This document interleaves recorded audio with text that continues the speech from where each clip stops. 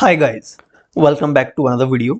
आज PGT biology का examination conduct करवाया गया। पेपर 1 की नेशनल इंटरनेशनल जीके को हमने पहले डिस्कस कर लिया था, जो 15 क्वेश्चन पूछे गए थे। इस वीडियो में हम हिंदी और इंग्लिश सेक्शन को डिस्कस करेंगे। 20 क्वेश्चन इस वीडियो में डिस्कस करेंगे, 10 हिंदी के और 10 इंग्लिश के। शुरुआत करते हैं पहले क्वेश्चन से हिंदी के। क्वेश्चन नंबर 16 है हिंदी का फर्स्ट। निम्नलिखित में से वह शब्द चुनिए जो उपसर्ग की भिन्नता के कारण अन्य सभी से अलग है। तो उपसर्ग की भिन्नता के कारण यानी जिसमें उपसर्ग लगा है और वो भिन्न है। तो अगर हम देखें, अनुचित में जो उपसर्ग लगता है वो होता है अन जमा उचित, अनुचित। तो इसमें अन उपसर्ग है। अनुचर में अनु उपसर्ग है। अनुभव में अनु उपसर्ग है और अनुशासन में भी अनु उपसर्ग है। तो ऑप्शन बी, सी और डी में अनु उपसर्ग लगा है, और लेकिन अनुचित में अन उपसर्ग है, यहाँ अनु उपसर्ग नहीं है। ओके, तो ऑप्शन ए करेक्ट आंसर होगा इस क्वेश्चन का, ऑप्शन ए अनुचित। अगला क्वेश्चन है क्वेश्चन नंबर 17 क्वेश्चन है, निम्नलिखित में से कौन सा शब्द विशेषण नहीं है। इनमें से जो विशेषण देखें नहीं पूछा है, तो विशेषण यहाँ पे दयावान विशेषण है, दयालु विशेषण है, दयाद्र विशेषण है। लेकिन जो दया शब्द है ये विशेषण नहीं है, ये एक संज्ञा शब्द है। यहाँ पूछा था कौन सा विशेषण नहीं है, तो दया जो है विशेषण शब्द नहीं है। ऑप्शन सी इस क्वेश्चन का सही उत्तर होगा। क्वेश्चन नंबर 18, क्रांतिकारी शब्द संज्ञा के किस भेद का उदाहरण है। क्रांतिकारी जो शब्द है ये संज्ञा के जातिवाचक संज्ञा का उदाहरण है। ओके, जातिवाचक संज्ञा क्रांतिकारी। क्वेश्चन नंबर 19, उतना ही पैर पसारिए जितनी लंबी चादर हो। रेखांकित पद सर्वनाम का प्रकार है।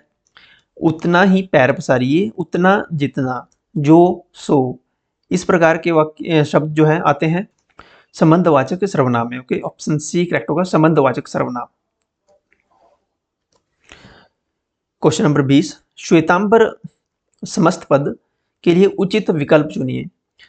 समासिक विग्रह दिए हैं और समास के भेद दिए हैं। तो श्वेतांबर का अगर हम विग्रह करें तो श्वेतांबर का विग्रह होता है श्वेत है अंबर जिसके। ओके, श्वेत है अंबर जिसके, यानी यहाँ पे किसकी बात हो रही है, यहाँ पे बात हो रही है माँ सरस्वती की। माँ सरस्वती की यहाँ पे बात हो रही है। तो सरस्वती की बात हो रही है, यानी यहाँ ना अंबर की बात हो रही है, आसमान की बात हो रही है। यहाँ अंबर का मतलब है वस्त्र।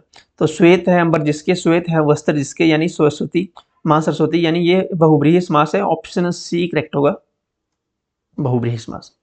क्वेश्चन नंबर 21, वाक्य में विधेय का अर्थ है। विधेय क्या होता है? किसी भी वाक्य में एक उद्देश्य होता है, एक विधेय होता है। विदेश्य विधेय क्या होता है? विधेय होता है उद्देश्य के बारे में कथन जो है विधेय कहलाता है। ऑप्शन डी करेक्ट होगा। उद्देश्य होता है जिसके बारे में कुछ बताया जाता है, और विधेय होता है जो उद्देश्य के बारे में बताता है। ओके, तो ऑप्शन डी करेक्ट होगा, उद्देश्य के बारे में कथन जो है कहलाता है विधेय। क्वेश्चन नंबर 22, आकाश में काले काले फिलिंग द ब्लैंक्स छा गए, यानी आकाश में काले काले बादल छा गए। लेकिन यहाँ पे बादल नहीं दिया, ये पर्यायवाची का क्वेश्चन है, लेकिन इन्होंने खालिस्तान में बदल दिया है फिलिंग द ब्लैंक्स में। आकाश में काले काले बादल छा गए, यानी बादल के पर्यायवाची हमें पता होना चाहिए। बादल के पर्यायवाची में यहाँ पे देखें तो वारिद, वारिद जो शब्द है ये बादल का पर्यायवाची है। ओके, वारिद बादल को कहते हैं। आकाश में काले काले वारिद छा गए। ये जो यहाँ पे वारिधि दिया है, वारिधि होता है समुद्र। ओके, समुद्र, तो ये नहीं होगा, ऑप्शन ए करेक्ट होगा, वारिद। क्वेश्चन नंबर 23, मुझसे हंसा नहीं जा सकता। वाक्य में मुख्य क्रिया है, तो मुख्य क्रिया इस वाक्य में मुझसे हंसा नहीं जा सकता। तो यहाँ पे हंसना जो है मुख्य क्रिया है। ऑप्शन बी करेक्ट होगा, हंसना। क्वेश्चन नंबर 24, निकल रही थी मर्म वेदना करुणा विकल कहानी सी। इस पंक्ति में कौन सा अलंकार है? निकल रही थी मर्म वेदना करुणा विकल कहानी सी, इसमें जो अलंकार है वो है उपमा अलंकार। ऑप्शन सी करेक्ट होगा, उपमा अलंकार है इसमें। अगला क्वेश्चन है क्वेश्चन नंबर 25, खाक छानना मुहावरे का अर्थ है। खाक छानना मुहावरे का अर्थ है खाक में कुछ ढूंढना नहीं। खाक को छानकर, यहाँ खाक की बात ही नहीं हो रही है। खाक छानना, खाक में मिल जाना नहीं। खाक छानना का मतलब है दर दर भटकना। ओके, ऑप्शन सी करेक्ट होगा, दर दर भटकना। तो ये तो थे 10 क्वेश्चन हिंदी के। नेक्स्ट इंग्लिश के 10 question. Question number 26, choose the right option to fill in the blanks. All writers filling the blanks, language as a tool filling the blanks, express their feelings. All writers use language as a tool to express their feelings. Okay, use and to, option A correct होगा इसमें. Question number 27.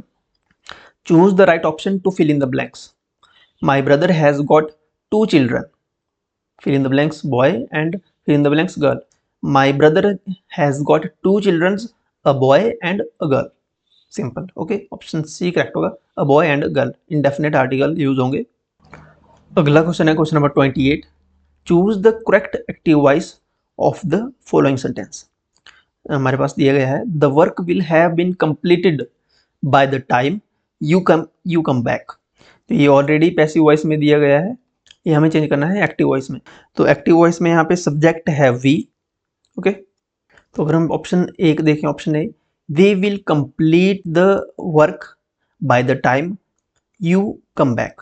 तो ये simple future tense में है, तो ये तो नहीं होगा. सेकंड देखें अगर, they will have completed the work by the time you come back.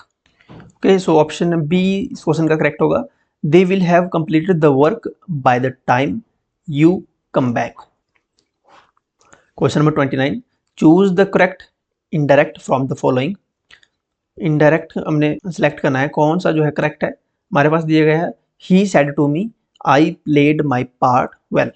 तो indirect होगा इसका He said to का told भी हो जाएगा. वैसे पहले He said to me that he had played his part well. Okay, so option A ही इसमें correct है. He said to me that he had played his part well.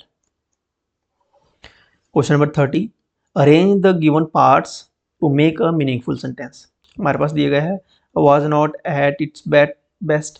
It get over the past's losses and disappointments. The team of our city but did enough. तो पहला से अगर शुरुआत करें तो यहाँ पे देखा जाए तो the team of our city, यहाँ से सेंटेंस शुरू हो रहा है. ओके, तो एस पहले में आएगा, इसमें ए भी नहीं है. एस केवल सेकंड में ही फर्स्ट है. ओके, एस के बाद P. The team of our city was not at its best. इसके बाद टी है but did enough. And Q to get over the past and our losses and disappointments. Okay, option B जो है correct होगा. Question number 31. Indicate the synonym of the underlined word. He felt the pain without any ostensible cause. तो यहाँ पे सिनोनियम बताना है ostensible. Ostensible का सिनोनियम होगा यहाँ पे apparent. Apparent. Option B correct होगा.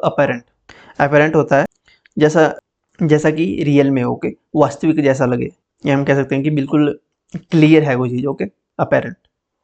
32 है option. Question number 32. Indicate the synonym of the underlined word.